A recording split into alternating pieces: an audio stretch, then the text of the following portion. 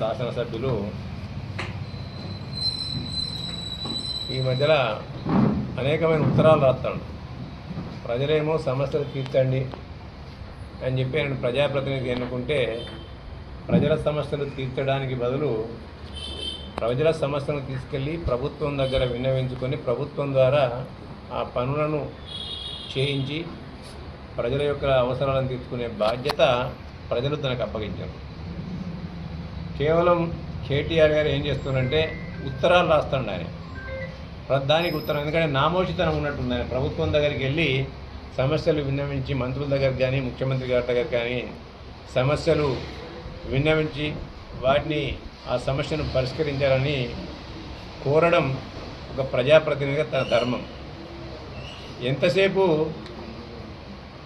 ఆరోపణలు చేయడం, ఆరోపణలు చేసి అందులో ఏదో కోడిగుడ్డు పైన ఈకెత్కాలనే రకంగా అనేకమైన ఆరోపణలు చేసుకుంటూ పోతున్నారు.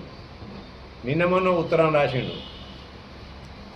ఏమని రాసిండంటే సిరిసిల్ల ప్రాంతంలో జరిగిన నేత కార్మికుల ఆత్మహత్యలన్నీ కూడా ప్రభుత్వ హత్యలుగానే పరిగణించాల్సి వస్తుంది అని చెప్పి ఆయన ఉత్తరం రాసిండే. దీనికి ఆద్యుడు ఎవరిక్కడ?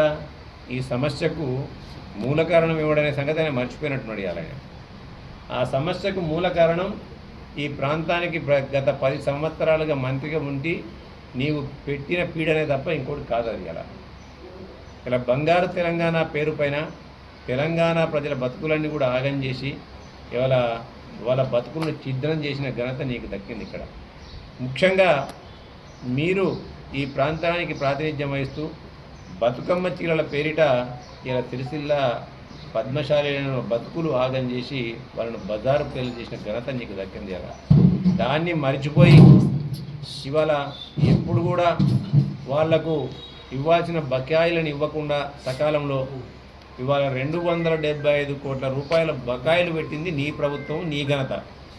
ఇవాళ దాన్ని మర్చిపోయి ఇలా బకాయిలు ఇవ్వట్లేదు అని ఈ రాష్ట్రాన్ని 7 లక్షల కోట్ల అప్పులోకి నెట్టింది నువ్వు, నీ నాయన, నీ బావ కలిసి నెట్టింది కదా. నీ ప్రభుత్వ పరిపాలనలో ఈ రాష్ట్రాన్ని 7 లక్షల కోట్ల అప్పులోకి నెట్టితే ఇవాళ సంవత్సరానికి 70,000 రూపాయల కిస్తులు మేము కడుతున్నాం. ఇవాళ నువ్వు చేసిన అప్పులకి నువ్వు తాగి తందనాలాడితే దానికి అప్పులు ఇవాళ ఆ అప్పులకు కిస్తులు మేము కడుతున్నాం. ఇవాళ ఇవన్నీ మర్చిపోయి ఇవాళ నీతి వాక్యాలు ఇస్తూ గురువింద గింజ కామతలు చెప్తూ ఉత్తరాలు రాసి ఇవాళ ఏదో దులుపుకునే ప్రయత్నం చేస్తుంది. ఇవాళ నీవు చేసిపోయిన అప్పును ఇలా ఇక్కడ కష్టాలు చూడలేక ప్రభుత్వంగా మా బాధ్యతగా మేము వహించి ఇవాళ 110 కోట్ల రూపాయలు మేము ఇలా విడుదల చేయడం జరిగింది. అలా ఏదైతే ఇంకా వాళ్ళకి రావాలో బకాయిలు వాటిని కూడా ఇవ్వడానికి మా ముఖ్యమంత్రి గారు చాలా శాయశక్తుల ప్రయత్నం చేస్తున్నారు.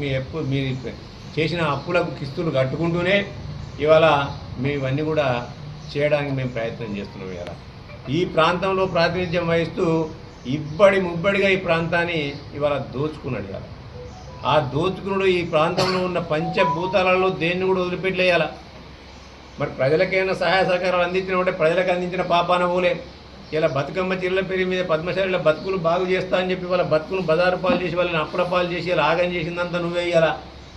ఇవాళ కరెంటు బిల్లు, పద్మశాలీలు పవర్ రూమ్స్కి ఇవ్వాల్సిన బిల్లులను ఆ రోజు కాంగ్రెస్ ప్రభుత్వం హయాంలో దివంగత ముఖ్యమంత్రి వైఎస్ రాజశేఖర రెడ్డి గారు ఇవాళ దీన్ని కేటగిరీ 4 కింద చివకరించి ఇవాళ వాళ్ళకు ₹4.50 అంటే అందులో సబ్సిడీ 50% ఇస్తే ₹2.25 కట్టుకుంటే వాళ్ళు పవర్ రూమ్స్ నడిపిస్తున్నారు. ఇవాళ నీవు పెద్ద పటాతోపం చూపించి అలా బతుకమ్మ చీరల పేరిట మీ బతుకులు బాగు చేస్తా అని చెప్పి కేటగిరీ 4 నుంచి కేటగిరీల 3లోకి మార్చి SI యూనిట్ కింద మార్చి ఆ యూనిట్ల ధరను ₹7.75 పెంచిన ఘనత నీది. వల్ల అవి కట్టలేక ఇలా కోట్ల రూపాయల్లో బకాయిలు పడి ఇవాళ వాళ్ళందరూ కూడా పవర్ లూమ్స్ అమ్ముకునే పరిస్థితి ఇవాళ దిగజారిన వాళ్ళందరూ. దీనికి ఈ పుణ్యమంతా నీది కాదా అని చెప్పి నేను అడుగుతుంది కదా. ఇవాళ పైపెచ్చు ఇవాళ దొంగ నాటకాలు ఆడుతూ ముసలి కన్నీరు కాస్తూ మీదికే ఉత్తరాలు రాస్తా ఉన్నాడు. ఇవాళ నీ హయాంలో జరిగినన్ని ఆత్మహత్యలు ఎక్కడ జరగలే. ఆత్మహత్యలు జరిగితే వాటన్నింటిని కూడా పత్రికల దృష్టికి ప్రభుత్వం దృష్టికి రానియకుండా ఇలా పంచనామాలు కూడా చేయించకుండా ఇలా ఎవరైతే వలస కూలీడికి వచ్చి ఆత్మహత్యలు చేసుకుంటే వాళ్ళ ఉరితాళ్ళు కోసి ఇలా పోలీసు పహారాలో ఇవాళ వాళ్ళ ఇళ్ళకు పంపింది వాస్తవం కాదా అని నేను అడుగుతుంది.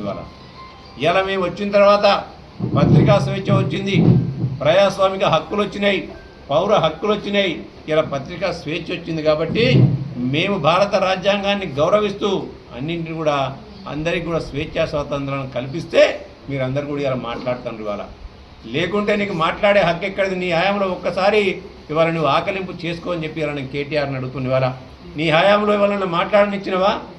నేరళ్ళ ఘటన పైన దళితులు నిరసనలు తెలుపుతా అంటే వాళ్ళ టెంట్లు ఊడబెరికిచ్చిన ఘనత నీకు దక్కింది ఆ రోజు. ఇలా అది సభ్య సమాజం సిగ్గుతో తలదంచుకునే విధంగా ఆ సంఘటన జరిగితే నిమ్మకు నీరెత్తనట్టు నువ్వు నీ అయ్య కూడా నోరు మూసుకొని కూర్చున్నది. అలా